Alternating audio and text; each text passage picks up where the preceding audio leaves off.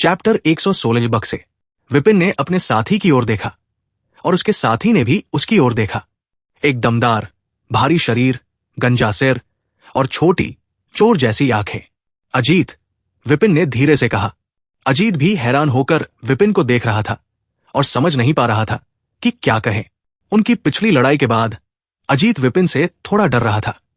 उस लड़ाई में भले ही विपिन ने सिर्फ एक बार हमला किया था, लेकिन अजीत को कुछ दिन अस्पताल में बिताने पड़े थे। विपिन और अजीत के आसपास के छात्रों ने भी उन्हें देखा।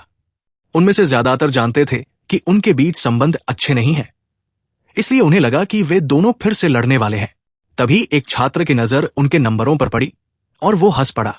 उसने अपने दोस्तों को इशारा किया और उनके नंबर दिखाए। जब बाकी छात्रों ने उनके नंबर देखे तो वे भी हंसी नहीं रोक पाए। विपिन को उनकी हंसी की परवाह नहीं थी, लेकिन उसके चेहरे से साफ था कि वो इस स्थिति से खुश नहीं था। अजीत को लोगों की घूरती निगाहें पसंद नहीं आई, इसलिए वो मुड़ा और क्लास से बाहर चला गया। अजीत को जाते देख विपिन ने भी कुछ नहीं कहा और वो भी क्लास से बाहर चला गया। अब क्या करना है, इस पर सोचने से पहले परीक्षा की जानकारी का इंतजार करते हैं, विपिन ने कक्षा से बाहर निकलते हुए सोचा। ईमानदारी से कहूं तो विपिन को अजीत के साथ काम करने में कोई परेशानी नहीं थी, जब तक कि वो कुछ ऐसा नहीं करता जिससे उसे नुकसान हो। लेकिन अजीत के स्वभाव को जानते हुए विपिन समझ गया था कि वो साथ देने वाला नहीं है। विपिन अपने कमरे में वापस आया और एग्जाम की जानकारी के संदेश का इंतजार करने लगा। 3 घंटे बाद आखिरकार उसे एग्जाम को जानकारी मिला। उसने संदेश खोला और ध्यान से पढ़ने लगा। संदेश के अनुसार वीआर का उपयोग करके सभी को एक द्वीप पर भेजा जाएगा। द्वीप पर अनेक प्रकार के राक्षस होंगे। जैसे जैसे वे द्वीप में अंदर की ओर बढ़ेंगे, उन्हें और भी शक्तिशाली राक्षसों का सामना करना पड़ेगा। द्वीप पर सबसे ऊंचे रैंक के राक्षस बी रैंक के हैं, जबकि सबसे निचले रैंक के राक्षस डी रैंक के होंगे। राक्षसों को मारने पर उन्हें अंक मिलेंगे, जिनकी संख्या उस राक्षस की रैंक पर निर्भर करेगी जिसे उन्होंने मारा है। डी रैंक 5 अंक, डी प्लस रैंक 10 अंक, सी रैंक 20 अंक, सी प्लस रैंक 50 अंक, बी रैंक 150 अंक। राक्षसों को मारने के अलावा वे दूसरे छात्रों को हराकर भी अंक प्राप्त कर सकते हैं। छात्रों को हराने पर वे उनके द्वारा इकट्ठा किए गए सभी अंक प्राप्त कर सकते हैं। यदि टीमें चाहें तो वे अच्छे रैंक के राक्षसों या दूसरी छात्रों की टीमों के खिलाफ लड़ने के लिए आपस में मदद ले सकती है, जो उनसे अधिक शक्तिशाली है। द्वीप पर केवल 3 बी रैंक के राक्षस होंगे। प्रत्येक बी रैंक का राक्षस एक गोल्डन संदूक की रक्षा करेगा। बी रैंक राक्षस को हराने के बाद वे गोल्डन संदूक को खोल सकते हैं और 100 से 300 के बीच अधिक अंक प्राप्त कर सकते हैं। गोल्डन संदूक के अलावा चांदी और कॉपर के संदूक भी होंगे, जो पूरे द्वीप पर बिखरे होंगे। यदि कोई उन्हें ढूंढ लेता है तो वो उन्हें खोल सकता है और अतिरिक्त अंक प्राप्त कर सकता है। कॉपर का संदूक 1 से 10 अंक दे सकता है, जबकि चांदी का संदूक 20 से 50 अंक दे सकता है। जब कोई चांदी या गोल्डन का संदूक खोलेगा तो इसकी घोषणा भी होगी, ताकि दूसरे लोग इसके बारे में जान सकें। नंबर आपकी टीम के अंकों और आपके प्रदर्शन पर आधारित होगा। विपिन ने एग्जाम की जानकारी को पढ़ा और जितना अधिक वो पढ़ता गया, उसका चेहरा उतना ही अजीब होता गया। जब उसने पढ़ना समाप्त किया तो वो पूरी तरह से उलझन में था।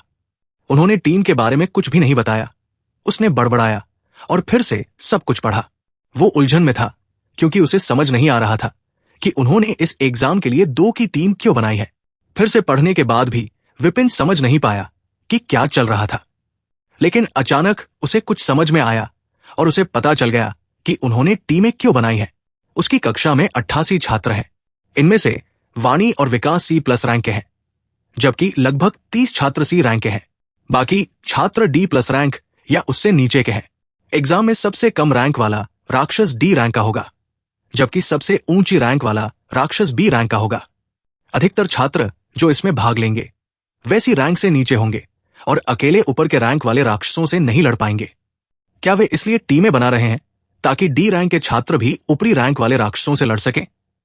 विपिन ने अपनी ठुड्डी को रगड़ते हुए कहा। फिर उसने वाणी और विकास जैसे अन्य अच्छे रैंक के हंटर के बारे में सोचा, जिन्हें नीचे के लेवल हंटर्स के साथ मिलकर काम करना होगा। जाने से पहले उसने देखा कि वाणी का साथी भी सच में डी रैंक का हंटर है। जाहिर है वो लड़का सी रैंक और सी प्लस रैंक के राक्षसों से लड़ते समय उसकी मदद नहीं कर पाएगा, बल्कि वो उसके लिए एक बोझ बन जाएगा। निचले लेवल के हंटर्स को मौका देने के बजाय अन्य टीमों का निर्माण करके वे अच्छे रैंक के हंटर्स पर दबाव डाल रहे हैं। विपिन ने थोड़ी देर सोचने के बाद कहा। विपिन ने उस लाइन को देखा जिसमें लिखा था कि जोड़ने वाले अंकों की संख्या उनके प्रदर्शन के आधार पर होगा। मुझे लगता है कि वे हमें ऊपरी रैंक वाले राक्षसों के खिलाफ लड़ते देखना चाहते हैं। वे हमारे प्रदर्शन के आधार पर हमारा नंबर देंगे। अगर कोई अपने साथी के साथ अच्छा काम नहीं करता तो उसे उन लोगों से घटाकर भी अंक मिल सकते हैं जो हमारा नंबर जोड़ेंगे, विपिन ने कहा। और एग्जाम के दौरान अजीत को मारने का उसका विचार खत्म हो गया। भले ही मैं गलत हो सकता हूं और टीम बनाने का कोई और कारण हो सकता है, लेकिन अगर अजीत ने एग्जाम के दौरान कुछ बेवकूफी करने के बारे में सोचा तो मुझे बहुत परेशानी होगी। विपिन ने एग्जाम के बारे में सोचते हुए आह भरी। पहले वो सोच रहा था कि उसके लिए ऑल एकेडमी हंटर टूर्नामेंट में जगह पाना मुश्किल नहीं होगा, लेकिन अब जब अजीत उसका साथी है तो उसे नहीं पता कि क्या होगा। चैप्टर 117 क्यों हो रहा वीआर में एग्जाम। प्रिया द्वारा छात्रों को एग्जाम के बारे में बताए जाने के 3 दिन बीत गए। एक साधारण दिखने वाले कैफे में एक साधारण सुंदर दिखने वाला आदमी एक साधारण दिखने वाला हरा तरल पी रहा था। इस साधारण कैफे का नाम था साधारण कैफे और तरल के नाम पर था साधारण मिक्स जूस। साधारण सुंदर आदमी का नाम था विपिन। यह साधारण हरा पदार्थ वास्तव में अच्छा है। विपिन ने तरल का एक घूंट लेने के बाद प्रशंसा की। हाँ, तेज दिमाग वाले लोगों ने सही अनुमान लगाया। यह साधारण दिखने वाला हरा पदार्थ ग्रीन टी नहीं है। यह मिक्स जूस नाम का एक तरल है जिसमें खास हरा रंग मिलाया जाता है। हरा रंग के साथ पानी में कुछ ए फ्रैंक की जड़ी बूटियां भी मिलाई जाती है जो इसे पीने के बाद ताजगी का एहसास कराती है। इस जूस की कीमत 100 मिलीलीटर के लिए 500 क्रेडिट है।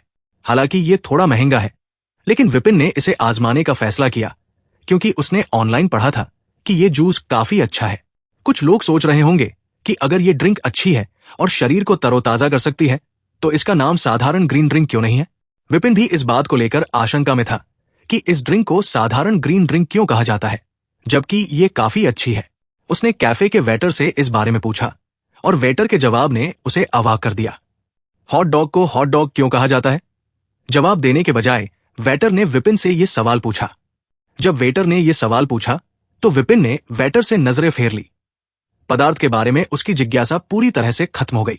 जब विपिन साधारण ग्रीन ड्रिंक पी रहा था तो कैफे के बाहर एक महिला दिखाई दी जो देखने में इतनी साधारण नहीं थी। वो साधारण नहीं दिख रही थी क्योंकि काले सूट में 2 लोग उसके पीछे बॉडीगार्ड की तरह चल रहे थे। रुको, मैं जल्दी ही अपना काम पूरा कर लूंगी, महिला ने सपाट आवाज में कहा और कैफे में अंदर चली गई। विपिन ने अभी अभी अंदर आती हुई महिला की ओर देखा और उसने हाथ हिलाया। विपिन को देखकर वाणी उसकी ओर चली गई। 2 घंटे पहले जब विपिन अपने फोन पर मूवी देख रहा था तो उसे उससे एक संदेश मिला जिसमें बताया गया था कि उसने 8सी रैंक के कोर इकट्ठा किए हैं और उसे अपने आइस हार्ट फ्लावर के साथ बदलने के लिए तैयार है। विपिन कोर प्राप्त करने के लिए बहुत खुश था, इसलिए वो तुरंत एक्सचेंज करने के लिए सहमत हो गया। वाणी ने उसे 3 घंटे बाद साधारण कैफे में मिलने के लिए कहा, इसलिए जब विपिन जो मूवी देख रहा था वो समाप्त हो गई तो वो उनके साधारण ग्रीन ड्रिंक को आजमाने के लिए थोड़ा जल्दी यहां आ गया जिसके बारे में उसने पहले सुना था। जब वाणी बैठी तो एक वेटर उसका ऑर्डर लेने आया और उसने भी एक साधारण मिक्स जूस का ऑर्डर दिया। डार्क गिल्ड की वजह से, विपिन ने 2 बॉडीगार्ड को देखकर पूछा। विपिन को लग रहा था कि वे दोनों ही असल में बी रैंक के हंटर थे। वाणी ने अपने चेहरे पर असहाय भाव के साथ सिर हिलाया। यह साफ था कि वो 2 लोगों द्वारा हर जगह उसका पीछा किए जाने से बहुत खुश नहीं थी। विपिन ने उसके सिर हिलाने के बाद कुछ नहीं पूछा। ये रहे आपके 8 कोर। वाणी ने अपने स्टोरेज रिंग से एक छोटा सा बॉक्स निकाला। उसने इसे खोला और उसमें 8सी रैंक के कोर थे। विपिन ने कोर को देखा और वो काला बॉक्स निकाला जिसमें आइस हार्ट फ्लावर रखा हुआ था। उसने आइस हार्ट फ्लावर उसे दे दिया और कोर का बॉक्स रख लिया। प्रैक्टिकल एग्जाम में तुम्हारा साथी अजीत है? वाणी ने बॉक्स के अंदर फूल देखने के बाद पूछा। हाँ, विपिन ने सहमति से सिर हिला दिया क्योंकि ज्यादातर छात्र पहले से ही इसके बारे में जानते थे। विपिन को हाँ कहते हुए देखकर वाणी हैरान हो गई और उसने पूछा, तुम परेशान नहीं लग रहे हो? मैं उसे दिन भर कोसता रहूं तो भी कुछ नहीं बदलेगा, विपिन ने कंधे उचकाते हुए कहा। असल में एक कारण है कि इस बार प्रैक्टिकल एग्जाम वीआर का उपयोग करके रखी जा रही है, वाणी ने अचानक वेटर द्वारा लाए गए अपने जूस से एक घूंट लेते हुए कहा। ओह, क्या कारण है? विपिन ने पूछा क्योंकि उसे ये अजीब लगा कि एग्जाम वीआर का उपयोग करके रखी जा रही है। डंजन में चल रहे भूकंप के कारण एस्ट्रेड शहर के कई गिल्ड को हंटर्स की अधिक आवश्यकता है। एकेडमी इस अवसर का उपयोग कर छात्रों की प्रतिभा दिखाने के लिए कर रही है, क्योंकि गिल्ड अधिक हंटर्स को नियुक्त करना चाहते हैं। इसलिए वे परीक्षा के लिए वीआर का उपयोग कर रहे हैं, जहां गिल्ड के अधिकारी उनकी प्रतिभा को देख सकेंगे। वहां 3 गोल्डन, 5 सिल्वर और 10 कॉपर रैंक के गिल्ड मौजूद होंगे। यहां तक कि सिल्वर नाइट गिल्ड भी होगा। छात्रों के लिए इस एग्जाम के माध्यम से गिल्ड में शामिल होने का यह एक बहुत अच्छा अवसर होगा। विपिन हैरान हुआ जब उसने वाणी को वर्तमान स्थिति के बारे में बताते सुना, लेकिन उसे वास्तव में इस बात की परवाह नहीं थी कि गिल्ड अधिक हंटर्स की भर्ती करना चाहते हैं। वो किसी भी गिल्ड में शामिल नहीं होना चाहता था। उसे पता था कि अगर वो किसी गिल्ड में शामिल होता है तो उसे कई काम करने होंगे और उसके पास अपने लिए पर्याप्त कोर इकट्ठा करने के लिए समय नहीं होगा। उसे नहीं लगता कि दूसरे गिल्ड उसे पर्याप्त कोर प्रदान कर सकेंगे, जो उसे अपने मोनार्च कोर के लेवल को बढ़ाने के लिए विकसित प्राइम कोर की रैंक बढ़ाना जरूरी है। वो इस बात से हैरान था कि डंजन के भूकंप कंट्रोल से बाहर हो रहे हैं और यहां तक कि अच्छे रैंकिंग वाले गिल्ड को भी अधिक हंटर्स की आवश्यकता है। क्या उसने मुझे कुछ दिन पहले नहीं बताया था कि डार्क गिल्ड डंजन में ही रहे भूकंप से संबंधित हो सकता है? विपिन ने सोचा, लेकिन उसने कुछ और नहीं पूछा। यदि आप चाहें तो मैं आपको सिल्वर नाइट गिल्ड की सिफारिश कर सकता हूं।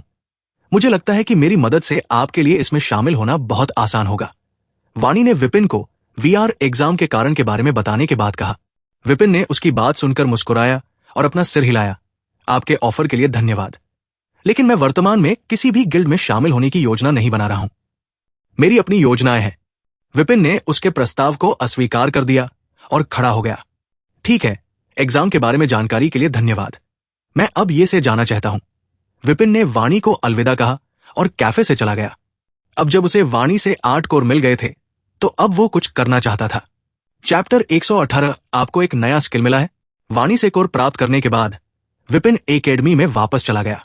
अब इन 8 कोर के साथ उसके पास कुल 27 सी रैंक के कोर, 3 सी प्लस रैंक के कोर और 1 बी रैंक का कोर है। ये कोर अभी भी उसके मोनार्च कोर को सी रैंक तक ले जाने के लिए पर्याप्त नहीं है। पिछले 3 दिनों के दौरान विपिन ने प्रैक्टिकल एग्जाम के बारे में सोचा और उसने आखिरकार एग्जाम से पहले अपने प्राइम कोर को डी प्लस रैंक पर लाने का फैसला किया। हालांकि विपिन जानता था कि वो शक्तिशाली है, फिर भी वो अपनी वर्तमान शक्ति के साथ एक ही समय में कई लोगों से निपटने के बारे में निश्चित नहीं था।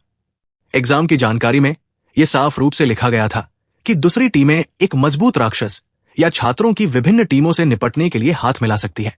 विपिन जानता था कि जब टीम में काम करने वाले लोगों से निपटने की बात आती है तो वो अच्छा नहीं है। इसका एक स्पष्ट उदाहरण आइस वर्ल्ड डंजन की दूसरी मंजिल पर सींग वाले आइस वुल्फ के खिलाफ उसकी लड़ाई थी। उन भेड़ियों की टीम वर्क कितना अच्छा था, इसकी वजह से वो उनसे लगभग हार गए थे। अगर वो ऐसे लोगों से निपटना चाहता है जो एक टीम के साथ काम करते हैं, तो उसे पता था कि उसे अपनी शक्ति बढ़ानी होगी।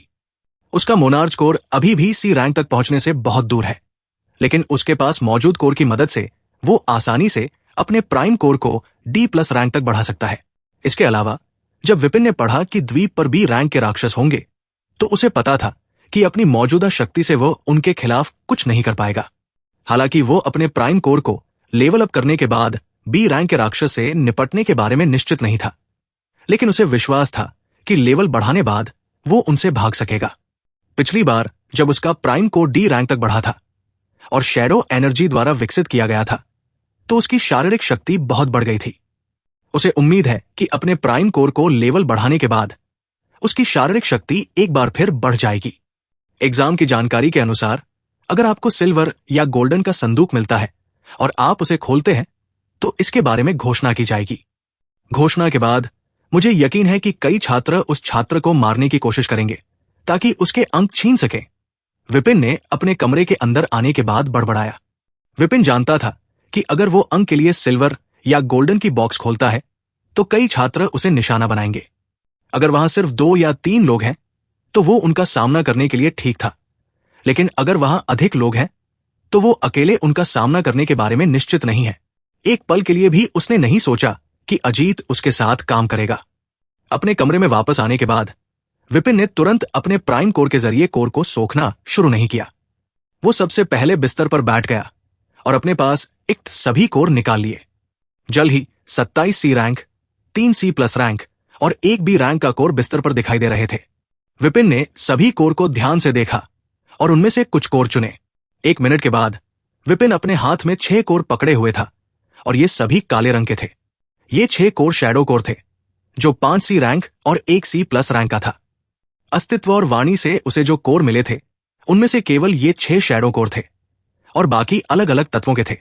अस्तित्व के स्टोरेज रिंग में उसे जो बी रैंक का कोर मिला था वो एक विंड कोर था।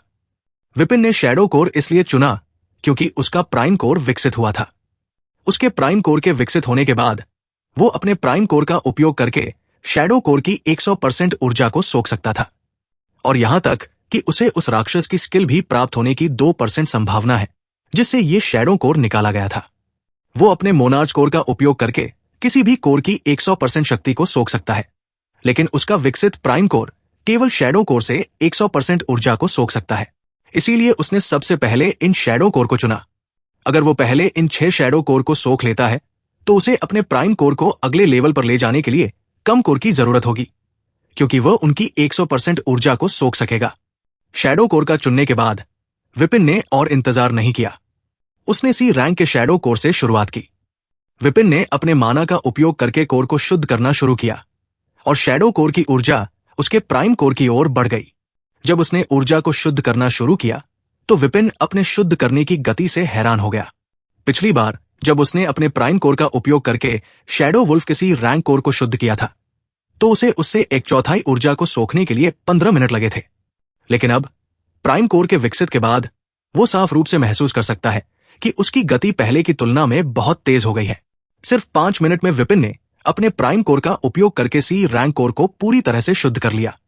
यह वाकई हैरान करने वाली बात है कि मैं 1 सी रैंक के कोर को इतनी जल्दी शुद्ध कर सकता हूं, तब भी जब मैं उन्हें अपने मोनार्च कोर के साथ सोख नहीं रहा हूं।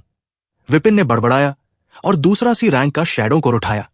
ठीक पहले की तरह उसने 5 मिनट में सी रैंक कोर को सोख लिया। हालांकि ये उसके मोनार्च कोर की गति की तुलना में कुछ भी नहीं था, जो सेकंड में किसी भी कोर को आसानी से शुद्ध कर सकता है। फिर भी ये उन दूसरे लोगों की तुलना में बहुत बेहतर है जो सी रैंक के कोर को शुद्ध करने में घंटों लगाते हैं। कोर रैंक के साथ साथ शुद्ध करने की गति को भी बढ़ाता है। उदाहरण के लिए, यदि कोई डी रैंक का हंटर सी रैंक कोर को शुद्ध करता है तो उसे इसे शुद्ध करने में कम से कम 1 घंटा लगेगा, लेकिन सी रैंक हंटर बनने के बाद वो सी रैंक के कोर को बहुत तेजी से शुद्ध कर सकेगा। जल्द ही विपिन ने सभी सी रैंक शैडो कोर को सोख लिया और अब केवल 1 सी प्लस रैंक का शैडो कोर बचा था। विपिन ने कोर उठाया और दूसरे कोर की तरह ही इसे शुद्ध करना शुरू कर दिया। सी प्लस रैंक के कोर में ऊर्जा सी रैंक के कोर की तुलना में बहुत अधिक थी। विपिन को कोर को सोखने में 10 मिनट से थोड़ा ज्यादा समय लगा और उसे लग रहा है कि वो डी प्लस रैंक के काफी करीब है। जैसे ही विपिन दूसरे कोर को सोखने वाला था, उसे एक सूचना मिली।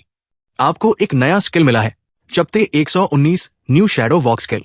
आपको हाइडिंग स्टेप स्किल प्राप्त हुआ है। हाइडिंग स्टेप शैडो की शक्ति का उपयोग करके आप खुद को छिपा सकते हैं। यह स्किल उन दुश्मनों पर कम प्रभावी होगा जो आपसे 2 लेवल ऊपर है। विपिन बहुत हैरान हुआ जब उसने देखा कि उसने 6 कोर सोखने के बाद एक नया स्किल मिला है। उसे यह स्किल पाने की केवल 2% संभावना थी, इसलिए उसने इसकी उम्मीद नहीं की थी। यह स्किल मेरी इनविजिबल रिंग के प्रभाव के समान है, विपिन ने स्किल की जानकारी को पढ़ने के बाद कहा। विपिन की रिंग का एक खास प्रभाव है जो उसे भी रैंक से कम के किसी भी व्यक्ति से छिपा देता है। यह स्किल मेरे लिए ज्यादा उपयोगी नहीं है क्योंकि मेरी रिंग पहले से ही भी रैंक से नीचे के किसी भी व्यक्ति से मेरी उपस्थिति छिपा सकती है, विपिन ने निराश होकर कहा। हालांकि यह स्किल वास्तविक जीवन में ज्यादा काम का नहीं है, लेकिन एग्जाम में उपयोगी हो सकता है क्योंकि वहां हम अपने आर्टिफैक्ट का उपयोग नहीं कर सकते, विपिन ने सोचा। उसने इसे नजरअंदाज करते हुए और कोर सोखने का फैसला किया ताकि उसका prime core D plus rank तक पहुंच सके। लेकिन जैसे ही विपिन दूसरा कोर सोखने वाला था, एक और नोटिफिकेशन सामने आया। शैडो वॉक और हाइडिंग स्टेप एक साथ मिल सकते हैं। क्या आप इन दोनों स्किल्स को मिलाना चाहते हैं? हाँ नहीं? क्या बात है, विपिन ने खुद को रोकते हुए कहा। उसे ऐसा नोटिफिकेशन मिलने की उम्मीद नहीं थी। विपिन पहले से स्किल मिक्स होने की ताकत जानता था। उसने पहले भी शैडो बुलेट और डायमेंशनल शैडो नीडल को मिलाकर डायमेंशनल शैडो बुलेट स्किल बनाया था। बिना किसी हिचकिचाहट के विपिन ने हाँ चुन लिया। जैसे ही उसने ये किया, उसका मोनार्च कोर तेजी से घूमने लगा। विपिन ने महसूस किया कि उसका माना बहुत तेजी से खत्म हो रहा है। पिछली बार जब उसने अपने स्किल्स को मिलाया था तो उसे अपने माना का लगभग 70% इस्तेमाल करना पड़ा था। उसका मोनार्च कोर किसी ब्लैक होल की तरह माना को सोखता रहा और सिर्फ 10 सेकंड में इसने उसके कुल माना का 60% सोख लिया। 10 सेकंड के बाद इसने उसका माना सोखना बंद कर दिया और उसके सामने नए नोटिफिकेशन दिखाई दिए। शैडो वॉक और हाइडिंग स्टेप को मिक्स किया जा रहा है। दोनों स्किल सफलतापूर्वक मिक्स कर दिया गया है। आपको शैडो वॉक स्किल प्राप्त हुआ है। विपिन ने नोटिफिकेशन पढ़े और कई बार पलकें झपकाई। यह स्किल का नाम इतना जाना पहचाना क्यों लग रहा है? विपिन ने माथे पर सिकन डालते हुए कहा, हे भगवान, यह क्या धोखा है? एक पल के बाद जब विपिन को आखिरकार समझ आया कि यह नाम परिचित क्यों लग रहा था, तो वो खुद को कोसने से नहीं रोक सका। यह सोचकर कि उसके साथ धोखा हुआ है, विपिन ने जल्दी से अपने शैडो वॉक स्किल की जानकारी देखी। शैडो वॉक, आपका शरीर एक इनविजिबल शैडो में बदल जाएगा और आप बिना किसी रुकावट के चल सकेंगे। विपिन ने जानकारी पढ़ी और देखा कि उसमें कोई बदलाव नहीं हुआ है, लेकिन जब उसने फिर से जानकारी पढ़ी तो इनविजिबल शब्द ने उसकी नजर खींची। इनविजिबल शैडो में बदल जाएगा। विपिन ने बड़बड़ाया और अचानक कुछ सोचा। वो शीशे के सामने गया और अपने शैडो वॉक स्किल का इस्तेमाल किया। उसका शरीर एक शैडो में बदल गया, लेकिन पहले की तरह, जहां लोग स्किल का उपयोग करने के बाद उसकी शैडो देख सकते थे। विपिन अब शीशे में कुछ भी नहीं देख पा रहा था। विपिन, जो इनविजिबल शैडो में बदल गया था, एकदम हैरान था और कुछ पल के लिए कुछ नहीं बोल सका। यह स्किल इनविजिबिलिटी से भी बेहतर है, क्योंकि मुझे इनविजिबल बनाने के अलावा मैं दीवारों और दूसरी बाधाओं को भी पार कर सकता हूं।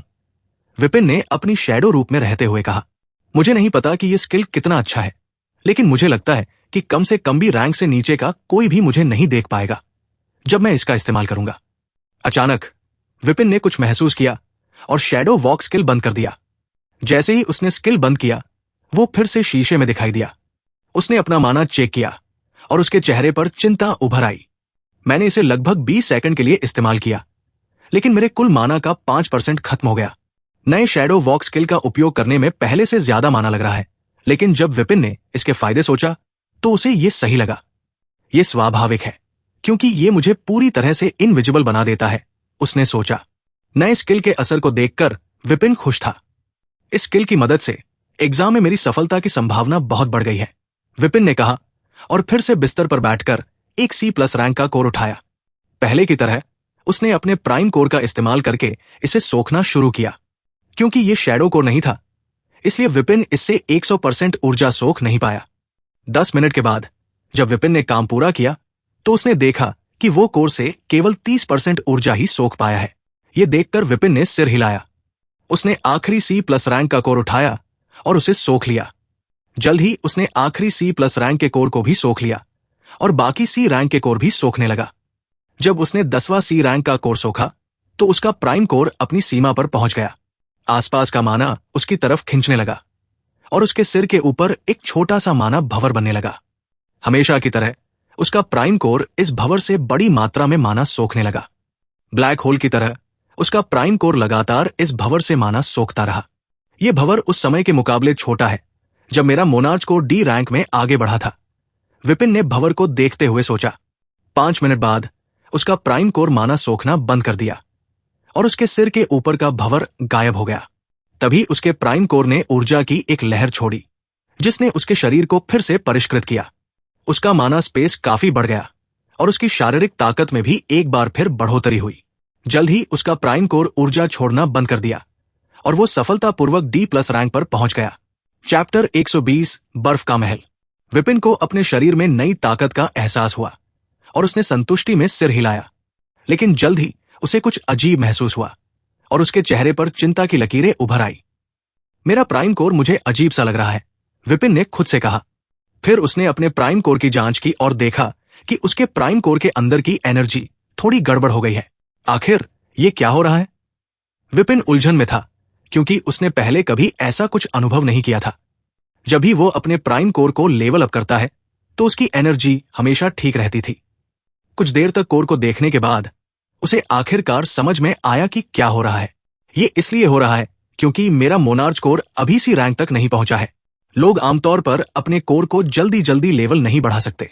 हर बार लेवल बढ़ाने के बाद उन्हें अपने कोर को ठीक करना पड़ता है, लेकिन विपिन को पहले कभी इस परेशानी की चिंता नहीं करनी पड़ी थी, क्योंकि उसका मोनार्च कोर हमेशा मजबूत रहा था। जब तक उसका मोनार्च कोर उसके प्राइम कोर से ज्यादा ताकतवर होता, उसे ठीक करने की जरूरत नहीं पड़ती थी। लेकिन अब जब उसका प्राइम कोर D+ रैंक पर पहुंच गया है और मोनार्च कोर ने इसे पकड़ लिया है, तो यह पूरी तरह से ठीक नहीं हो पाया है। ठीक है, मैं जल्द ही फिर से इसे बढ़ाने की सोच रहा हूं। विपिन ने अपने कंधे उचकाए और खड़ा हो गया।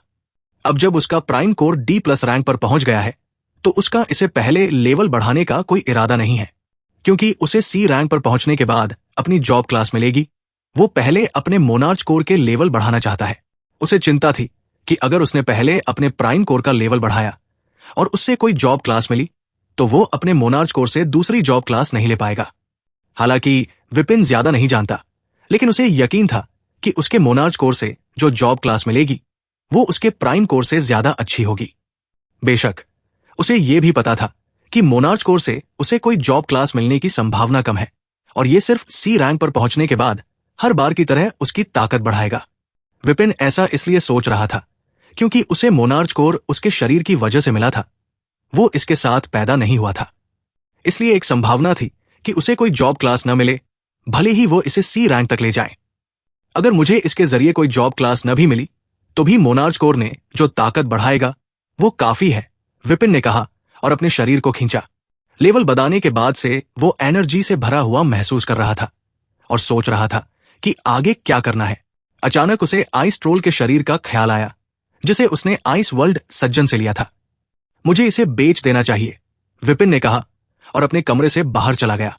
हालांकि वो अपनी नई ताकत और स्किल को आजमाने के लिए जंगल जाना चाहता था, लेकिन वहां नहीं जा सकता था क्योंकि प्रैक्टिकल एग्जाम के लिए सिर्फ 4 दिन बचे थे और एकेडमी के छात्रों को सिटी छोड़ने की अनुमति नहीं थी। वापस आने के बाद मैं VR में अपनी ताकत आजमाऊंगा, विपिन ने एकेडमी से निकलते हुए सोचा। उसके पास अभी भी कुछ मिशन पॉइंट बचे थे जिनका वो उपयोग कर सकता था। एकेडमी से निकलने के बाद उसने टैक्सी ली और सिटी प्लाजा पहुंच गया।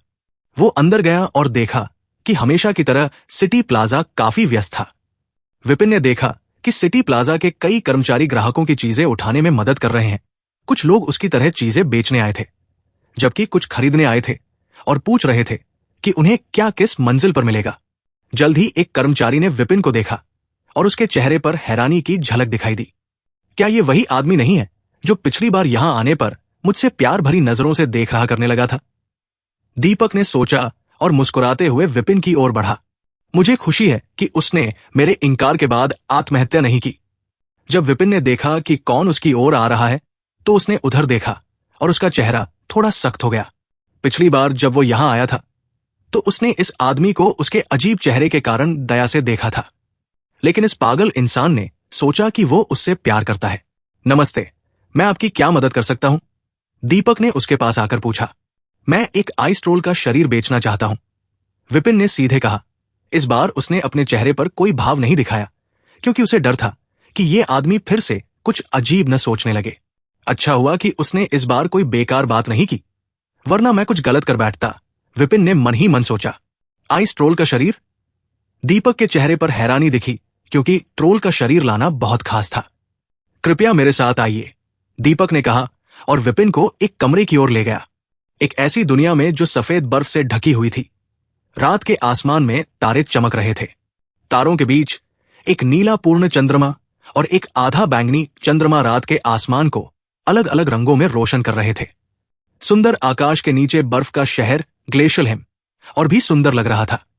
शहर की सभी इमारतें शुद्ध सफेद बर्फ से बनी थी और कई लोग शहर में घूमते दिख रहे थे। दूर से देखने पर उन्हें इंसान समझा जा सकता था, सिवाय उनकी हल्की नीली त्वचा और बैंगनी आंखों के। शहर के बीच में एक विशाल बर्फ का पहाड़ था जो बादलों तक जाता था। इस बर्फीले पहाड़ के ऊपर पर हल्के नीले रंग का बर्फ से बना एक बड़ा महल खड़ा था। महल के चारों ओर कई लोग जो ग्लेशियल हिम के निवासियों जैसे दिखते थे और वहां की पहरेदारी कर रहे थे। ये लोग भारी कवच पहने हुए थे और तरह तरह के हथियार लिए हुए थे। महल के गेट पर 2 पहरेदार खड़े थे, जो बाकी इधर उधर टहल रहे पहरेदारों से अलग दिखते थे और अपने हाथों में भाले लिए हुए थे।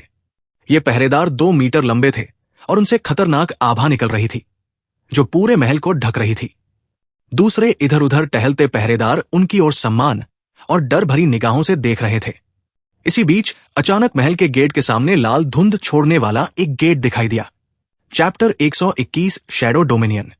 दोनों पहरेदार जो महल के सामने खड़े थे, जैसे ही पोर्टल दिखाई दिया उनके शरीर जकड़ गए। पोर्टल से एक आदमी निकला जिसकी लंबाई लगभग 190 सेंटीमीटर थी। उसकी गहरी लाल त्वचा थी और उसके सिर के दोनों ओर 2 सींग थे। उसने साधारण काले रंग की पैंट और शर्ट पहन रखी थी जो अजीब तरह से उस पर ठीक बैठ रही थी। उसकी गहरी लाल आंखों में कोई भाव नहीं था और समय समय पर उसके शरीर से थोड़ी थोड़ी लाल धुंध निकल रही थी। हालांकि आदमी ने बाहर आकर कोई खास आभा नहीं छोड़ी, लेकिन दोनों पहरेदार को ऐसा महसूस हुआ कि उसे देखते ही उनके शरीर कांप रहे थे। आदमी के पोर्टल से बाहर आने के बाद पीछे का पोर्टल गायब हो गया और उसने पहरेदार की ओर बिना किसी भाव के देखा। जब पहरेदार ने महसूस किया कि आदमी उन्हें देख रहा है तो उन्हें ऐसा लगा मानो उन पर कोई भारी पहाड़ गिरने वाला हो। उनके पैर भी कांपने लगे और वे घुटने टेकने वाले थे। तभी आदमी और पहरेदार के सामने हल्के नीले रंग का एक और पोर्टल दिखाई दिया। क्या तुम्हें नहीं लगता कि बिना बताए यहां आकर मेरे लोगों को डराना गलत है? पोर्टल से एक ठंडी आवाज आई, लेकिन कोई बाहर नहीं आया। नीला पोर्टल देखकर आदमी के होंठ हल्के से ऊपर की ओर खिंच गए और वो पहरेदार की परवाह किए बिना उस पोर्टल के अंदर चला गया। आदमी के पोर्टल के अंदर जाने के बाद वो गायब हो गया और जब पोर्टल भी गायब हुआ तो दोनों पहरेदार एक दूसरे को देखने लगे। उनकी आंखों में अभी भी डर साफ दिख रहा था, लेकिन वे कुछ भी कहने की हिम्मत नहीं कर पाए। जब वो आदमी, जिसे रक्त फुहार कहा जाता है, पोर्टल से गुजरा तो वो एक सिंहासन वाले कमरे में पहुंच गया। रक्त फुहार ने सामने की ओर देखा तो उसे एक बड़ा बर्फ का सिंहासन दिखा। उस सिंहासन पर एक 3 मीटर लंबा प्राणी बैठा था जो सफेद फर से ढका हुआ था। उसका चेहरा यति जैसा था और वो किंग कांग जैसा विशाल दिख रहा था। उसकी ठंडी गहरी नीली आंखें रक्त फुहार पर टिकी थी। तो ये है सफेद विंटर क्लॉ, रक्त फुहार ने बिना किसी भावना के कहा, विंटर क्लॉ की ठंडी नजरों की परवाह किए बिना। रक्त फुहार के पीछे एक लाल सिंहासन दिखाई जो हवा में तैरने लगा। रक्त फुहार उस पर उछलकर बैठ गया और अब वो विंटर क्लॉ की आंखों के लेवल पर आ गया था। विंटर क्लॉ के हाव भाव बिल्कुल नहीं बदले और वो अब भी रक्त फुहार को ठंडी नजरों से देख रहा था। रक्त फुहार के बैठने के बाद दोनों के बीच काफी देर तक कोई बातचीत नहीं हुई।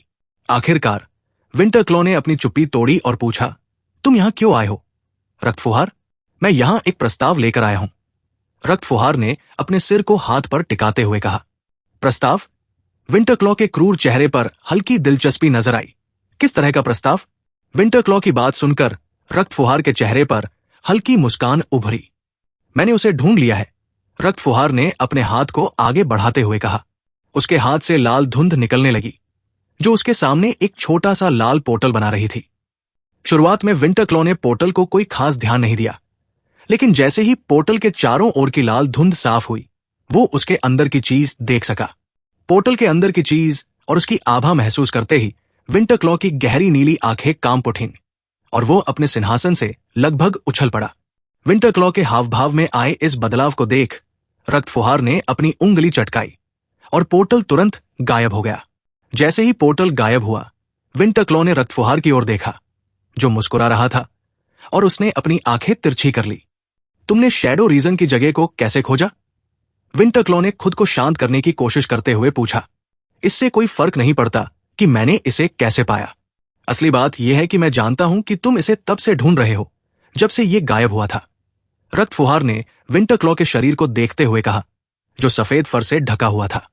रक्त फुहार को इस तरह बात करते देख विंटर क्लॉ की आंखों में हल्का आक्रोश उभर आया, लेकिन उसने खुद को संभालते हुए फिर पूछा, तो तुम किस तरह का सौदा करना चाहते हो? मुझे कुछ नहीं चाहिए। मैं तुम्हें शैडो रीजन का स्थान बता दूंगा और हम इसे साथ मिलकर खोजेंगे। रक्त फुहार ने उसे चौंकाते हुए कहा। तुम्हें कुछ नहीं चाहिए? विंटर क्लॉ ने व्यंग्य भरे लहजे में कहा। क्या तुम मुझे बेवकूफ समझते हो? भले ही तुम्हें शैडो रीजन का स्थान पता हो, तुम वहां शासक के बैरियर के कारण अंदर नहीं कर सकते, और अगर तुम अपने सबसे मजबूत सैनिकों को भी भेज दोगे तो भी तुम उस विधिपर्णा से निपटने का भरोसा नहीं कर सकते। विंटर क्लॉ की बातों के बावजूद रक्त फुहार के हाव भाव नहीं बदले। उसने ठंडे स्वर में पूछा, तो क्या तुम्हें कोई दिलचस्पी नहीं है? विंटर क्लॉ ने एक पल के लिए रक्त फुहार को देखा और कहा, तुम्हें पता होना चाहिए कि तुम्हारी तरह मैं भी शासक के बैरियर के कारण शैडो डोमिनियन में प्रवेश नहीं कर सकता। मुझे पता है, और मुझे यह भी पता है कि तुम्हें उस चीज से पूरी तरह से छुटकारा पाने के लिए शैडो डोमिनियन से कुछ चाहिए। विधि पर्णा एक ऐसी लड़की है जो हमें कड़ी टक्कर दे सकती है, इसलिए तुम्हें पता होना चाहिए कि हम उससे छुटकारा पाए बिना कुछ नहीं कर सकते। मैं अपने सबसे मजबूत लोगों को वहां भेजूंगा और मैं चाहता हूं कि तुम भी वही करो। अगर मेरे पास इतने लोग होते जो उससे निपट सकते तो मैं ये बात किसी को नहीं बताता। उससे छुटकारा पाना। रक्त फुहार की बात सुनकर विंटरक्लॉ के चेहरे पर एक हल्की मुस्कान आ गई, लेकिन उसने उसे सही करने की कोशिश नहीं की। मुझे डर है कि हम में से किसी की मौजूदगी के बिना उससे छुटकारा पाना असंभव है, विंटरक्लॉ ने सोचा और रक्त फुहार को विचारशील भाव से देखा। क्या तुमने पोर्टल खोजने के बाद शैडो डोमिनियन का पता लगाने के लिए किसी को भेजा था? विंटरक्लॉ ने पूछा। नहीं, रक्त फुहार ने उत्तर दिया। गेट पर एक सील है और मुझे इसे तोड़ने में कुछ समय लगेगा। उसने शैडो डोमिनियन के गेट पर भी सील लगा दी। विंटरक्लॉ उस आदमी की शक्ति से प्रभावित हुए बिना नहीं रह सका। पूरे शैडो डोमिनियन को सील करना आसान काम नहीं है। भले ही वे उसकी तरह के हों, फिर भी अपनी शक्ति से पूरे क्षेत्र को सील नहीं कर सकते। तुम्हें सील तोड़ने में कितना समय लगेगा? विंटरक्लॉ ने पूछा। हालांकि वो जानता था कि रक्त फुहार उसका स्थान नहीं बताएगा। इसमें ज्यादा समय नहीं लगेगा। तो अब क्या तुम्हारी दिलचस्पी है? रक्त फुहार ने जवाब दिया। विंटरक्लॉ ने रक्त फुहार की लाल आंखों को देखा और एक पल बाद कहा, जब तुम सील हटा दोगे तो मुझे सूचित कर देना। जरूर, रक्त फुहार ने कहा और अचानक लाल धुंध ने उसे घेर लिया। अगले ही पल रक्त फुहार लाल धुंध के साथ सिंहासन वाले कमरे से गायब हो गया। रक्त फुहार के गायब होने के बाद विंटरक्लॉ कुछ समय तक अपने सिंहासन पर बैठा रहा। फिर उसने अपने पेट की ओर देखा और वहां के आसपास के बाल गायब होने लगे। जब उसके पेट के आसपास के बाल गायब हो गए तो वहां एक छोटी बॉल के आकार का घाव देखा जा सकता था। घाव बहुत छोटा था, लेकिन एक अजीब काली ऊर्जा उस घाव में बह रही थी और उसका मांस को निगलने की कोशिश कर रही थी। एक हल्की नीली ऊर्जा मुश्किल से काली ऊर्जा को रोक पा रही थी। काली ऊर्जा को देखकर विंटरक्लॉ की आंखें और भी ठंडी हो गई। कुछ देर तक अपने घाव को देखने के बाद उसने अपनी आंखें बंद कर ली और सिंहासन वाला कमरा एक बार फिर शांत हो गया। चैप्टर 122 ब्लेज ए सेंसपिल। विपिन ने आइस ट्रोल का शरीर बेचने के बाद सिटी प्लाजा को छोड़ दिया। चूंकि आइस ट्रोल का खून हीलिंग पोशन बनाने की खास सामग्री में से एक थी, इसलिए विपिन को सिर्फ शरीर के लिए 1 लाख क्रेडिट मिले। अगर उसने उसका सिर नहीं उड़ाया होता तो उसे और ज्यादा मिल सकता था। आइस ट्रोल के शरीर के अलावा उसने एक सी रैंक के भेड़िए का शरीर भी बेचा, जिसे उसने पिछली बार जंगल में मारा था। भेड़िए का शरीर 15,000 क्रेडिट में बिका। हालांकि ये आदमखोर दानव के शरीर से भी कम था, जिसे उसने 30,000 क्रेडिट में बेचा था, लेकिन वो संतुष्ट था क्योंकि आदमखोर दानव के मुकाबले भेड़िए का शरीर काफी बेकार था और कम उपयोगी भी। प्लाजा से निकलने के बाद विपिन ने एक बर्गर की दुकान देखी और एक बर्गर खरीदने का फैसला किया। दुकान का नाम था एक्स्ट्रा ऑर्डिनरी बर्गर। विपिन ने मसालेदार पनीर सॉस के साथ एक कुरकुरा चिकन बर्गर खरीदा और एकेडमी की तरफ चल पड़ा। एकेडमी में लौटने के बाद विपिन सीधे प्रैक्टिस रूम की ओर गया। जल्द ही वो वीआर रूम के पास पहुंचा और इसे 24 घंटे के लिए किराए पर लेने के लिए 5 मिशन पॉइंट का इस्तेमाल किया। चलो देखें मेरे प्राइम कोर को D+ रैंक तक ले जाने के बाद कितना सुधार हुआ है। विपिन ने वीआर रूम में घुसते ही बड़बड़ाया और दरवाजा बंद हो गया। उम्मीद है ये काफी होगा, वाणी ने अपने हाथ में एक कांच की बोतल को देखते हुए कहा। वो हल्के नीले रंग के तरल की एक छोटी बोतल पकड़े जमीन पर पैर मोड़ के बैठी थी। उसने एक गहरी सांस ली और बोतल का ढक्कन हटा दिया। वाणी ने पोषण को सूंघा तो तुरंत उसके पूरे शरीर में ठंडक दौड़ गई। बिना समय गवाए उसने एक ही झटके में पूरा पोषण पी लिया। वाणी ने पोषण पीने के बाद बोतल गिरा दी और ध्यान केंद्रित करने के लिए अपनी आंखें बंद कर ली। शुरुआती 5 सेकंड तक उसे हल्की ठंडक महसूस हुई, लेकिन जल्द ही उसके शरीर में बेहद ठंडी ऊर्जा बनने लगी। उसके शरीर पर बर्फ की एक परत जमने लगी और ठंड के कारण वो कांपने लगी और उसके दांत भी किटकिटाने लगे। थोड़ी देर बाद उसका पूरा शरीर बर्फ से ढक गया। अंदर ही अंदर आइस हार्ट फ्लावर से बनी पोषण की ठंडी ऊर्जा उसके शरीर को जमाने लगी। अगर कोई उसके अंदरूनी अंग को देखता तो वो पाता कि वे धीरे धीरे जम रहे हैं, यहां तक कि उसका दिल और मेन कोर भी। वाणी का पूरा शरीर ठंड से कांप रहा था, लेकिन उसने होंठ काटकर इसे सहन किया। 1 मिनट बाद अचानक उसके शरीर ने ठंडी ऊर्जा को सोखना शुरू कर दिया। उसके जम चुके अंग धीरे धीरे ठंडी ऊर्जा को खींचने लगे और उसके आसपास की बर्फ पिघलने लगी। उसे फिर से ठंड महसूस हुई, लेकिन इस बार यह ठंडक बहुत सुकून देने वाली थी। उसका मेन कोर भी ठंडी ऊर्जा को खींचने लगा। धीरे धीरे उसके शरीर से बर्फ पिघलने लगी। उसके हल्के नीले बाल सफेद हो गए और आंखें सफेद रंग की हो गई। उसकी आभा तेज होने लगी और शरीर का कांपना रुक गया। उसका शरीर तेजी से ठंडी ऊर्जा को खींच रहा था। 5 मिनट बाद वाणी ने धीरे से अपनी सफेद जैसी आंखें खोली और उसके सामने एक सूचना दिखाई दी। आपने आइस रीपर फिजिक को पूरी तरह से जगा लिया है। आखिरकार ये जाग गया, वाणी ने कहा, और उसकी आवाज पहले से ज्यादा ठंडी लग रही थी। उसने अपने प्राइम कोर की जांच की और पाया कि यह भी बी रैंक तक पहुंच चुका है। थोड़ी ही देर में उसके बालों का रंग फिर से हल्का नीला हो गया और उसकी आंखें भी साधारण हो गई। जैसे ही वो साधारण हुई, उसे कमजोरी महसूस हुई और वो जमीन पर गिरकर बेहोश हो गई। किसने सोचा था कि मुझे उनसे कुछ ऐसा मिलेगा? विकास ने चेहरे पर मुस्कान के साथ कहा। उसके हाथ में एक ऑरेंज कलर की गोली थी और उसके चेहरे पर बड़ी सी टेढ़ी मुस्कान थी। तो इस बार कई गिल्ड्स प्रैक्टिकल एग्जाम के दौरान पर छात्रों की भर्ती करेंगे और वे चाहते हैं कि मैं अपना सबसे अच्छा प्रदर्शन करूं और सिल्वर नाइट गिल्ड में शामिल हो जाऊं। विकास ने अपनी ठुड्डी को रगड़ते हुए कहा। लगता है वे सच में मुझे सिल्वर नाइट गिल्ड में लाना चाहते हैं। इसीलिए उन्होंने मुझे बी रैंक तक पहुंचने में मदद करने के लिए ये ब्लेज एसेंस पिल दी है, विकास ने मुस्कुराते हुए कहा। उसे इस बात की परवाह नहीं थी कि डार्क गिल्ड उसे सिल्वर नाइट गिल्ड में क्यों भेजना चाहता है। जब तक उसे उनसे फायदा मिल रहा है, वो उनकी बात मानने के लिए तैयार था।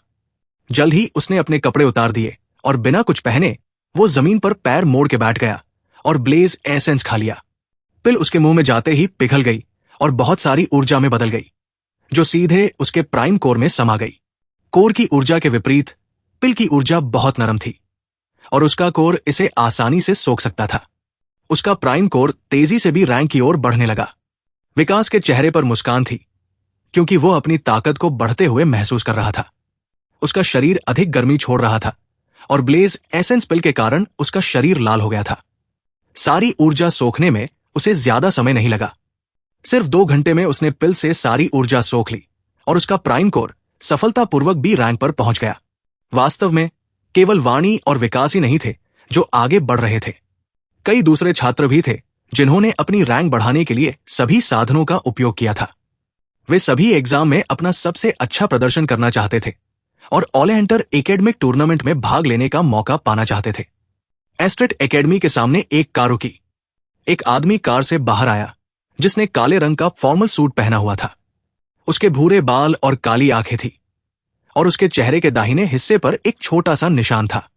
चैप्टर 123 4th सेमेस्टर का प्रैक्टिकल एग्जाम। इस आदमी का नाम निरंजन था। वह A+ रैंक का हंटर और रेड फ्यूरी गिल्ड का मास्टर था, जो एक गोल्ड रैंक का गिल्ड है।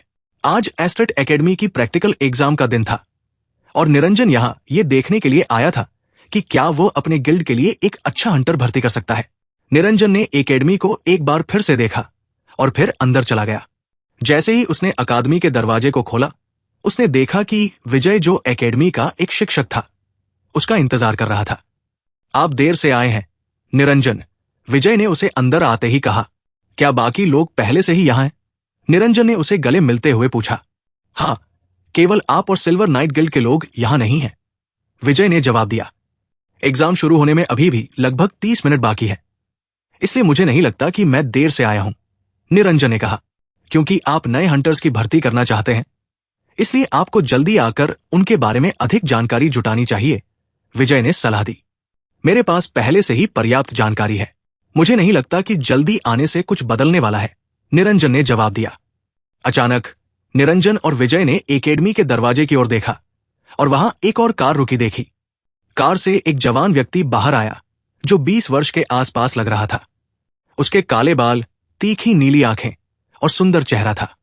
तो सिल्वर नाइट गिल्ड ने अक्षत को भेजा, विजय ने कहा। वो सिल्वर नाइट गिल्ड के उभरते सितारों में से एक है।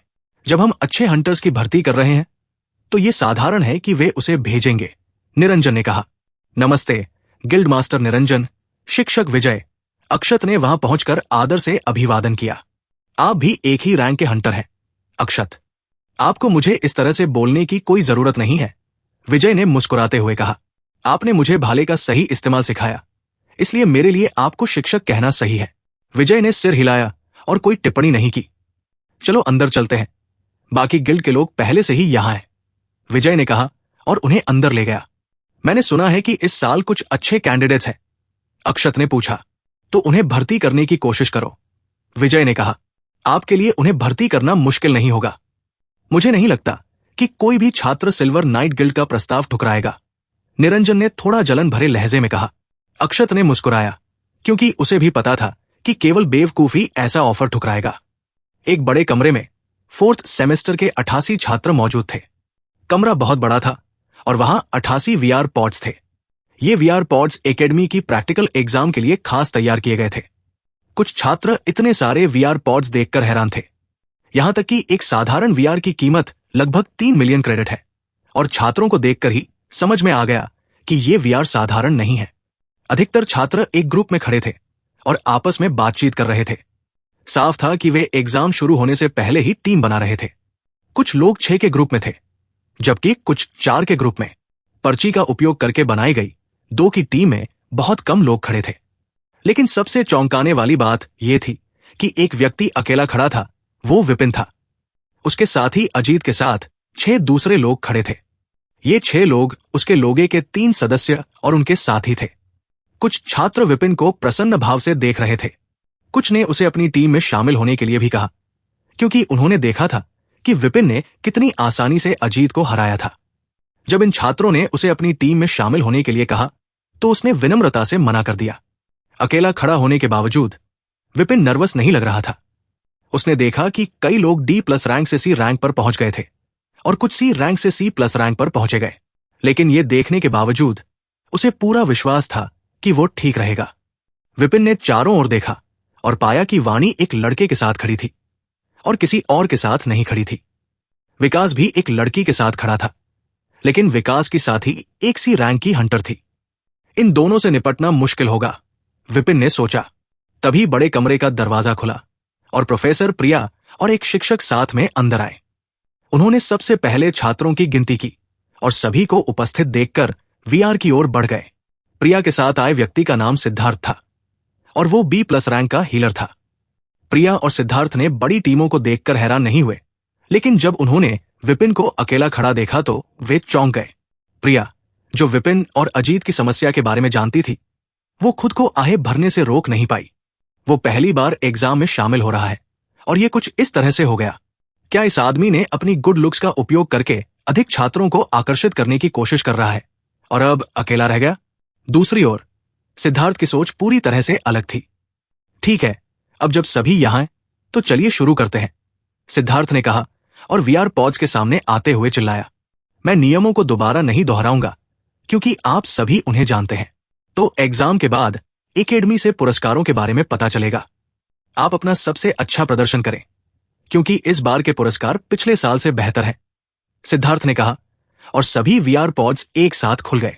एक वीआर पॉड चुने और उसमें लेट जाए। इस साल का प्रैक्टिकल एग्जाम बस शुरू होने वाला है। Chapter 124 Hunter Academy Tournament. Vijay, Akshat और निरंजन एक कमरे में पहुंचे जहां बहुत से लोग पहले से ही बैठे थे। कमरे में एक बड़ी सी स्क्रीन थी जो अभी बंद थी।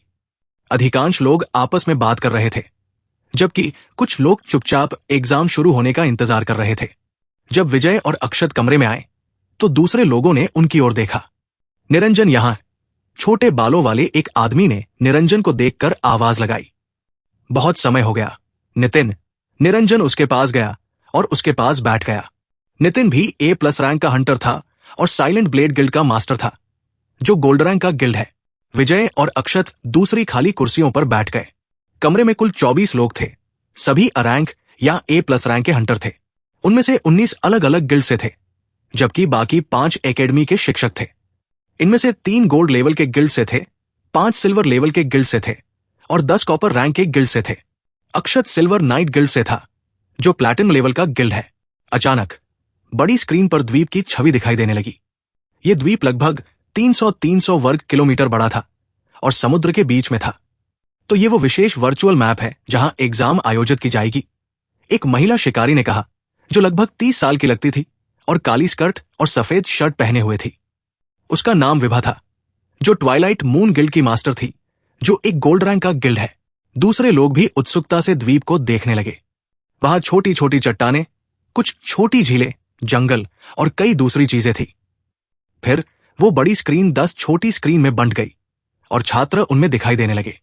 एग्जाम शुरू हो गया है, अक्षत ने स्क्रीन को देखते हुए कहा। एग्जाम 24 घंटे बाद खत्म हो जाएगा, इसलिए अपना सबसे अच्छा प्रदर्शन करें, सिद्धार्थ ने कहा, और वीआर पॉड्स बंद हो गया। विपिन और दूसरे छात्रों ने महसूस किया कि उनकी चेतना भटक गई है और जल्द ही उनकी दृष्टि अंधकार में डूब गई। जब विपिन ने अपनी आंखें खोली तो उसने खुद को रेतीले मैदान पर पाया। उसने पीछे मुड़कर देखा तो उसे एक अंतहीन समुद्र दिखा। मुझे समुद्र तट देखे हुए काफी समय हो गया है, विपिन ने रेत को देखते हुए सोचा। उसने अपने बगल में देखा और पाया कि अजीत वहां खड़ा था। उसे देखकर वो हैरान नहीं हुआ, क्योंकि सिद्धार्थ ने पहले ही बताया था कि वे अपने साथी के साथ टेलीपोर्ट होंगे। अजीत ने भी विपिन की ओर देखा और वो थोड़ा घबराया हुआ था। उसे डर था कि विपिन उसे नुकसान पहुंचाएगा। अजीत के चेहरे पर घबराहट देखकर विपिन ने उसकी परवाह नहीं की और वहां से चला गया। ये देखकर कि विपिन ने कुछ नहीं किया, अजीत ने राहत की सांस ली और विपिन से अलग दिशा की ओर चलने लगा। मुझे पहले अजय और दूसरे लोगों को ढूंढना चाहिए, अजीत ने दूर जाते हुए सोचा। ये अफसोस की बात है कि मैं उसे बिना किसी कारण के नहीं मार सकता, विपिन ने अजीत को दूर जाते हुए सोचते हुए सोचा। हालांकि विपिन अजीत को मारना चाहता था, क्योंकि वो जानता था कि भविष्य में अजीत उसकी परेशानी का कारण बन सकता है। वो अभी ऐसा नहीं कर सकता था। वो पहले से ही अजीत के साथ टीम में नहीं था, जो उसके पॉइंट को प्रभावित करेगा, और उसे यकीन नहीं था कि अगर वो बिना किसी कारण के अपने साथी को मार देगा तो क्या होगा। अगर वो मेरे लिए परेशानी खड़ी करने की कोशिश करता है तो मेरे पास उसे मारने के अच्छे कारण होंगे, विपिन ने सोचा और उस चट्टान की ओर बढ़ा जो उससे लगभग 10 किलोमीटर दूर थी। ये दोनों बिना कुछ बोले ही अलग हो गए। मेसन, एक गंजे सिर वाले आदमी ने कहा, वो स्टील शेपर्स गिल्ड का मास्टर है, जो एक सिल्वर रैंक का गिल्ड है। लगता है कि उनके बीच अच्छे संबंध नहीं है, अक्षत ने भी कहा, क्योंकि केवल विपिन और अजीत ही अलग हुए थे। अच्छे संबंध हो या न हो, अगर उन्हें अच्छे परिणाम चाहिए तो उन्हें एक टीम में काम करना चाहिए, एकेडमी के शिक्षक विराट ने नाखुश आवाज में कहा। ये सभी हंटर एकेडमी टूर्नामेंट में है, अगर उन्हें जीतना है तो उन्हें एक टीम में काम करना होगा। अगर वे यहां एक टीम में काम भी नहीं कर सकते तो वे टूर्नामेंट में हमारी एकेडमी का प्रतिनिधित्व करने के योग्य नहीं है। वे हमारी एकेडमी का बस नाम खराब करेंगे, एक दूसरे शिक्षक ने विराट का समर्थन करते हुए कहा। दूसरे लोगों को इसकी ज्यादा परवाह नहीं थी, क्योंकि स्क्रीन लगातार बदल रही थी और उसमें अलग अलग छात्र दिख रहे थे। इसके अलावा विपिन और अजीत दोनों ही D+ रैंक के हंटर थे और कई दूसरे छात्र उनसे अच्छे रैंक के थे। अचानक एक स्क्रीन थोड़ी बड़ी हो गई और उन्होंने उसमें एक लड़क और एक लड़की को देखा, जो 3 मीटर लंबे बाघ के सामने खड़े थे। वे इतनी जल्दी एक सी रैंक के बाघ के सामने आ गए, एक आदमी ने स्क्रीन को देखकर कहा। भले ही वे छात्र सी रैंक के बाघ के सामने खड़े थे, लेकिन दोनों के हाव भाव नहीं बदले। बाघ ने दहाड़ते हुए उन पर झपटा। ये देखकर लड़की ने अपना हाथ हिलाया और अचानक जमीन से कई बेलें उभर आई और बाघ को हवा में ही बांध दिया। बाघ दहाड़ने लगा और उसके चारों ओर हवा के ब्लेड बेलों को काटने लगे, लेकिन हवा के झोंकों से सभी बेलें कटने से पहले ही छात्र ने अपनी उंगली चटका दी। नरक, छात्र ने कहा, और अचानक बाघ के ठीक नीचे जमीन से एक आग का बवंडर निकाल आया। पीड़ा से भरी एक दहाड़ गूंजी और बाघ आग के बवंडर में समा गया। सिर्फ 3 सेकंड में बाघ की दहाड़ बंद हो गई और आग का बवंडर भी गायब हो गया। जब बवंडर गायब हुआ तो बाघ का कोई निशान नहीं बचा। जल्द ही एक स्क्रीन पर कुछ टेक्स्ट दिखाई दिया, जो उन छात्रों के पॉइंट को दिखा रहा था। विकास और सैली 20 पॉइंट। चैप्टर 125 अचानक बियर्स हो गया। अजीत से अलग होने के बाद विपिन एक चट्टान की ओर भागा, जो उससे लगभग 10 किलोमीटर दूर थी। वो उस चट्टान से अपने आसपास एक नजर देखना चाहता था। भागते समय वो पूरी तरह से सतर्क था, क्योंकि द्वीप राक्षसों से भरा हुआ था और जितना वो गहराई में जाएगा स्थिति उतनी ही खतरनाक होगी। ओह, उसकी किस्मत वाकई अच्छी है, अचानक विभा ने कहा जब वाणी स्क्रीन पर दिखाई दी। स्क्रीन पर एक C+ रैंक का अजगर वाणी को अपनी गहरी पीली आंखों से देख रहा था, लेकिन जो चीज सबसे ज्यादा उसका ध्यान खींच रही थी वो थी अजगर के पीछे चांदी का बॉक्स। वाणी एक साधारण तलवार पकड़े हुए शांति से अजगर को देख रही थी। छात्र किसी भी तरह का हथियार प्राप्त कर सकते हैं, लेकिन उपकरण के विपरीत इन हथियारों में कोई खास प्रभाव नहीं होता है। अजगर खंडहर में मारे गए एक सींग वाले पृथ्वी अजगर के बराबर था, लेकिन इसका रंग हल्का लाल था और इसके सिर पर कोई सींग नहीं था। लाल धुआं जो इसके आसपास के पौधों को नष्ट कर रहा था, वो समय समय पर इसके शरीर से निकल रहा था। जहरीले अजगरों से निपटना आसान नहीं है, क्योंकि उनका जहर बहुत घातक होता है। विजय ने अजगर को देखकर कहा, बी रैंक का हंटर भी इसके जहर से बच नहीं सकता। दूसरों ने भी उसकी बात सुनी और सिर हिलाया, क्योंकि वे भी यही सोच रहे थे। जब वाणी उसकी ओर बढ़ी तो जहरीले अजगर ने फुफकार मारी। उसके मुंह से गहरा लाल जहरीला धुआं निकला और वाणी की ओर बढ़ा। जहरीले धुएं की वजह से जमीन गलने लगी, लेकिन वाणी ने चलना नहीं रोका। ठंडी आभा, वाणी ने बड़बड़ाया और उसके शरीर से एक हल्की नीली आभा निकली, जिसने उसके आसपास के 10 मीटर की जगह को ढक लिया। जब जहरीला धुआं नीली आभा से टकराया तो वो तुरंत जम गया और आगे नहीं बढ़ा। अचानक बिजली की गति से जमीन से बर्फ की जंजीरें निकली और अजगर के मुंह को लपेट लिया। बर्फ की जंजीरों के छूने पर चटकने की आवाज आई और अजगर के शरीर से निकलने वाले धुएं के कारण उस अजगर का शरीर गलने लगा। क्योंकि अजगर का मुंह बर्फ की जंजीरों से बंद था, वो जहर नहीं निकाल पा रहा था। इसलिए वाणी आसानी से उसके पास पहुंच गई और उसकी ठंडी आभा के कारण अजगर का शरीर सख्त हो गया। वो बर्फ की जंजीरों में से एक पर कूद गई और उसे सहारा बनाकर पलक झपकते ही अजगर के ऊपर पहुंच गई। अजगर के सिर पर कदम रखने से पहले उसने अपने पैरों पर बर्फ की परत चढ़ा ली, ताकि अजगर के शरीर से निकलने वाला जहरीला धुआं उसे नुकसान न पहुंचा सके। बी रैंक पर पहुंचने के बाद उसकी बर्फ की शक्ति बहुत बढ़ गई थी। अजगर ने बर्फ की जंजीरों को तोड़ने की कोशिश की, लेकिन वो सफल नहीं हो सका। सिर के ऊपर पहुंचने के बाद वाणी के चारों ओर ठंडी आभा और भी मजबूत हो गई और अजगर को लगा कि उसका पूरा शरीर जम गया है। ठंडी आभा के कारण अजगर ने एक पल के लिए हिलना बंद कर दिया और वाणी ने इसका फायदा उठाया।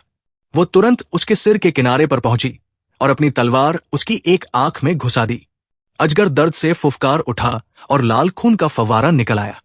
अचानक साधारण दिखने वाली लोहे की तलवार गहरे नीले रंग में बदल गई, क्योंकि वाणी ने अपनी बर्फ की शक्ति को उसमें प्रवाहित किया। क्योंकि तलवार उसकी आंख में घुसी हुई थी, अजगर का दिमाग सहित उसका पूरा सिर तुरंत जम गया। एक जोरदार आवाज के साथ अजगर का विशाल शरीर जमीन पर गिर गया। वाणी ने अजगर के सिर से अपनी तलवार निकाल ली और उससे नीचे कूद गई। उसने इसे सिर्फ 10 सेकंड में इतनी आसानी से मार डाला। नितिन ने स्क्रीन को देखते हुए कहा, उसे भर्ती करने के बारे में सोचना भी मत। वो सिल्वर नाइट गिल्ड के गिल्ड मास्टर की बेटी है। कोई रास्ता नहीं है कि वो किसी दूसरे गिल्ड में शामिल हो जाए, विभा ने हंसते हुए कहा। विभा की बात सुनकर सभी ने मुस्कुराया और अक्षत की ओर देखा, जिसके चेहरे पर छोटी सी मुस्कान थी। अजगर को मारने के बाद वाणी चांदी के बॉक्स की ओर गई। उसकी टीम का साथी वही खड़ा था। उसे अजीब लग रहा था, क्योंकि वाणी ने अजगर को मार दिया था, इससे पहले कि वो मदद भी कर पाता। बॉक्स के पास पहुंचकर वाणी ने उसे खोलने के लिए धक्का दिया। जैसे ही उसने धक्का दिया, एक रॉकेट आसमान की ओर उछल गया। आसमान में जोरदार आतिशबाजी हुई और आसमान में कुछ टेक्स्ट दिखाई दिए। वाणी को 40 पॉइंट्स मिले, क्योंकि उसने चांदी का संदूक खोला। वाणी और फिन 90 पॉइंट, विकास और सैली 20 पॉइंट। आतिशबाजी की वजह से सभी छात्र आसमान की ओर देखने लगे और वाणी के 40 पॉइंट को देखकर कुछ को जलन हो गई। लेकिन क्योंकि एग्जाम अभी शुरू की हुआ था, इसलिए वे उसे मारने के लिए नहीं गए। अधिकांश छात्र पहले ऐसे लोगों की तलाश कर रहे थे जिनके साथ मिलकर वे टीम बना सकें, ताकि वे अच्छे रैंक वाले राक्षसों या शक्तिशाली छात्रों को हराकर पॉइंट इकट्ठा कर सकें। इससे वह दूसरे छात्रों के खिलाफ अच्छी बढ़त बना सकते हैं, विजय ने कहा और दूसरी स्क्रीन पर देखा। अचानक एक और स्क्रीन थोड़ी बड़ी हो गई, जो ये दिखा रही थी कि दूसरे छात्र का सामना एक राक्षस से हो गया है। जब लोगों ने स्क्रीन पर देखा तो उन्होंने देखा कि एक छात्र तेजी से भाग रहा था, जबकि एक सी रैंक का जंगली पृथ्वी बियर थोड़ी दूर पर था। क्या यही छात्र है जो एग्जाम शुरू होते ही अलग हो गया था? विजय ने विपिन को देखकर कहा, वो केवल D+ रैंक का है और वो मूर्खता से जंगली धरती बियर की ओर भाग रहा है। वो बिना समझे ही मारा जाएगा, विराट ने नाराजगी से कहा।